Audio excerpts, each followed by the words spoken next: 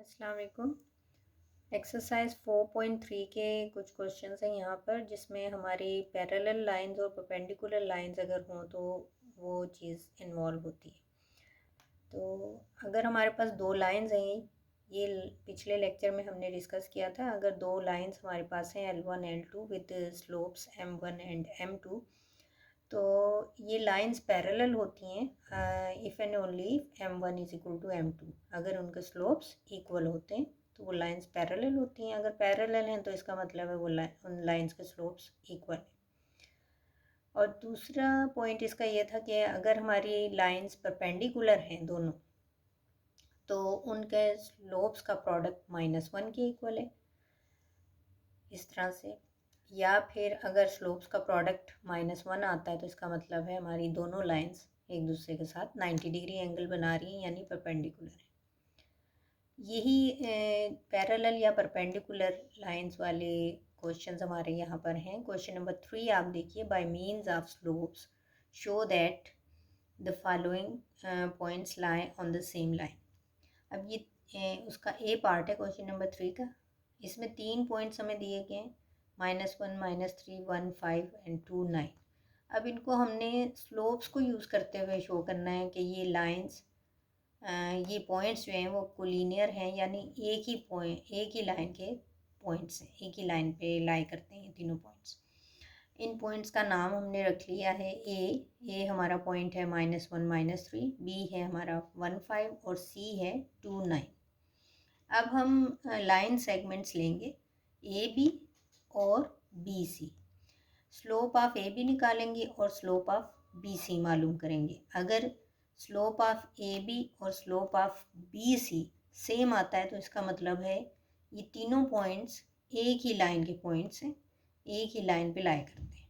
ठीक है, अब यहाँ पर हम slope of line segment A B जो है उसका नाम हमने M1 रखा है, वो मालूम करते हैं। ए बी का स्लोप, वही स्लोप मालूम करने का जो फार्मूला है 5 - -3 यानी 5 + 3 हो जाएगा ये, डिवाइडेड बाय 1 - -1, 1 + 1 2 आ जाएगा, 8/4, 8/2 ये 4 आ गया।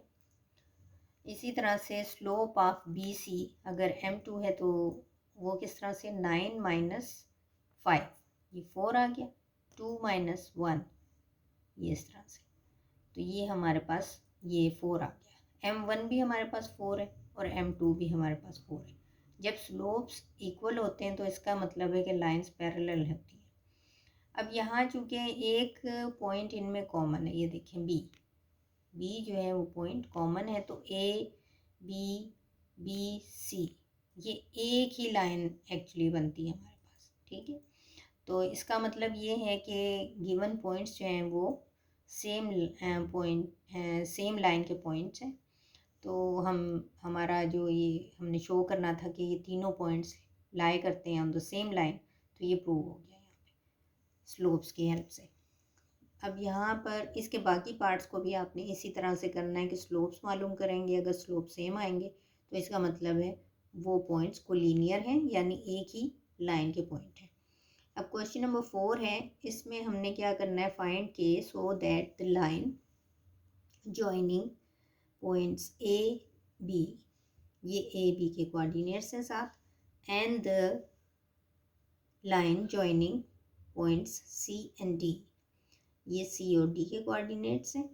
अब इस क्वेश्चन के भी दो पार्ट्स हैं कि अगर ये लाइन सेगमेंट्स पैरेलल हैं तो क्या के की वैल्यू होगी, और अगर ये लाइन सेगमेंट्स परपेंडिकुलर हैं तो तब के क्या होगा। तो सबसे पहले तो हम यहाँ पे मालूम करेंगे slope of line segment A B and slope of line segment C D.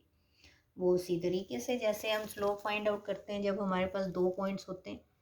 हमने यहाँ पर slope of line segment A B जो है वो M1 के इक्वल लिया। ये हमारे पास इस तरह से हमने यहाँ पर कोऑर्डिनेट्स लगाए हैं, तो हमारे पास -6 - 3 divided by k - 7 is equal to -9/k - 7 आ गया। ठीक है, तो इसी तरह से अब आगे हम देखें अगर, तो ये हमारा M1 आ गया है -9/k - 7, और m2 हमारे पास क्या आएगा, m2 is the slope of line segment CD।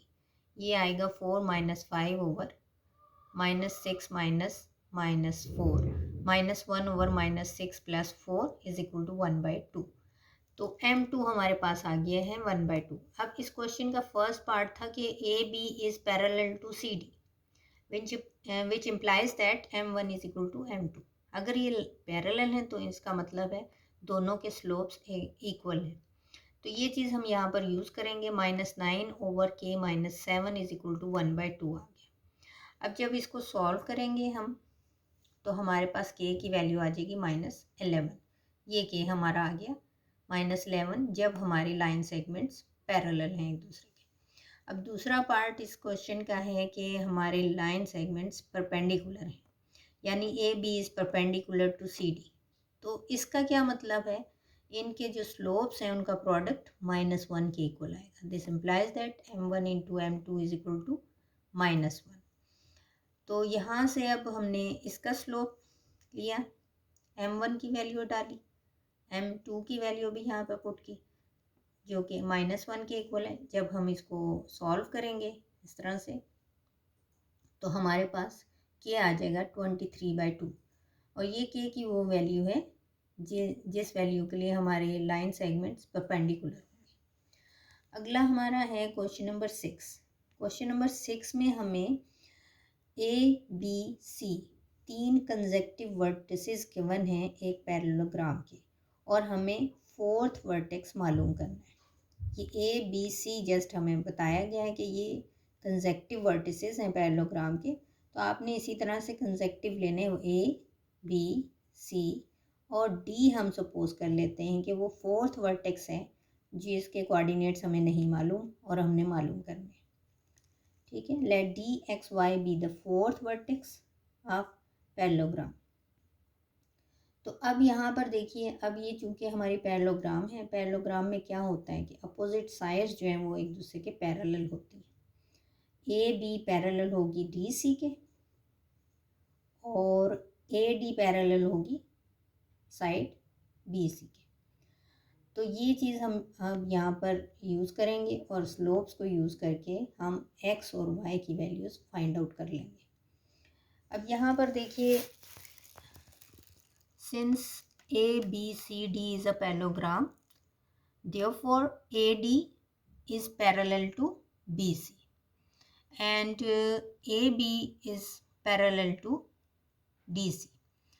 अब ये जो है हमारा AD इज़ पैरेलल टू, ये दो साइड्स जो पैरेलल हैं, AD is parallel to BC, ये क्या बताते हैं कि slope of AD is equal to slope of BC। दोनों के स्लोप्स हमने यहाँ पर लिखे हैं इनके कोऑर्डिनेट्स की हेल्प से। ठीक है, इनके पॉइंट्स के जो कोऑर्डिनेट्स हैं y -1 over x -7 is equal to 4 - 2 over 1 - -2। ये स्लोप आ गया है BC का, ये स्लोप आ गया है AD का। तो यहाँ से y +1 over x -7 is equal to 2/3। तो ये अब जब हम इसको सिंप्लीफाई करेंगे तो हमें इक्वेशन मिलती है 2x - 3y is equal to 17। ये इक्वेशन नंबर 1 है हमारे पास। अब दूसरा ये था कि बाकी दोनों साइड्स हमारी पैरेलल हैं। बाकी दोनों साइड्स कौन सी है, A B is parallel to D C. इसका मतलब है slope of A B is equal to slope of D C. अब इन दोनों के स्लोप भी हम इक्वेट करेंगे। यहाँ पर स्लोप ऑफ ए बी हमारे पास आ जाता है इस तरह से 2 - -1 ये 3 आ जाएगा, डिवाइडेड बाय -2 - 7 ये -9 हो जाएगा, और स्लोप ऑफ डी सी जो है 4 - y ओवर 1 - x आ गया। तो इसको जब हम इस तरह से क्रॉस मल्टीप्लाई करेंगे तो हमारे पास ये क्या आ जाएगा 3 इंटू 1 - x, और ये -9 इससे मल्टीप्लाई होगा, -9 इंटू 4 - y आ गया। तो यहाँ से हमें इक्वेशन मिलती है x + 3y is equal to 13। अब इन दोनों इक्वेशंस को, इक्वेशन नंबर 1 और इक्वेशन नंबर 2 को हम साइमल्टेनियसली सॉल्व करेंगे। अगर हम इस इक्वेशन नंबर 2 को 2 से मल्टीप्लाई करें, ठीक है, और फिर जो मल्टीप्लाई होने के बाद हमारे पास इक्वेशन बनती है उसमें से इक्वेशन नंबर 1 को हम सब्ट्रैक्ट करें, तो देखिए हमारे पास क्या आएगा, y की वैल्यू आ जाएगी। इसको हमने 2 से मल्टीप्लाई किया तो हमारे पास आया 2x + 6y = 26। अब इसमें से हमने इक्वेशन नंबर 1 सब्ट्रैक्ट करी, ये आ जाएगा फिर हमारे पास 9y = 9, ये y = 1 आ गया। ये y कोऑर्डिनेट की वैल्यू आ गई हमारे पास, ठीक है। इसके बाद हम क्या करेंगे, ये y की वैल्यू या इक्वेशन नंबर 1 में पुट करते हैं या 2 में, तो हमें x मिल जाएगा। हम यहाँ पर पुट कर रहे हैं putting y = 1 in equation number 1 में पुट किया हमने। 1 इक्वेशन हमारे पास ये है, यहाँ 2x - 3y, यहाँ y की जगह हमने 1 पुट करना है = 17। तो ये 2x - 3 × 1 = 17 आ गया। 2x = 20, तो x हमारे पास आ गया 10, ये x की वैल्यू आ गई। तो हमारे पास जो फोर्थ वर्टेक्स है dxy = क्या आया, x हमारा 10 आया है और y हमारा 1 आया, इज़ द रिक्वायर्ड वर्टेक्स। तो ये हमारा क्वेश्चन नंबर 6 इस तरह से हो गया। और इस तरह की जो भी क्वेश्चन एक्सरसाइज में जिसमें हमें ये गिवन है कि हमारी लाइंस पैरेलल हैं या परपेंडिकुलर हैं, उनको इसी तरह से करना है।